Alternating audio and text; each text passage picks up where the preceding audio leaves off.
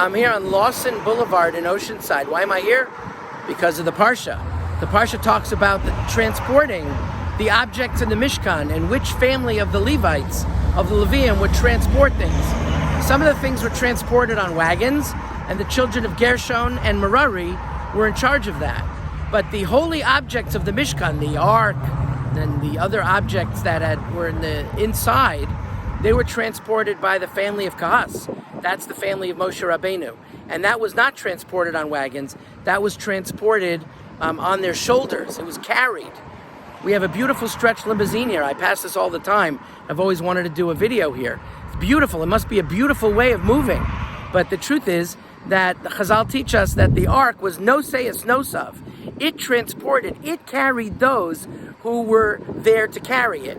There's a tragic episode in the story of David HaMelech that they were moving the ark to Yerushalayim, and Uzzah saw that it was falling off the wagon, and he reached out to grab it so it wouldn't fall.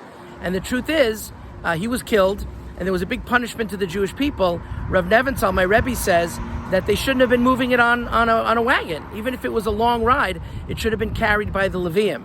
And Rav Neventhal says the reason that the poles could not be removed from the ark is because they were not a mode of transportation.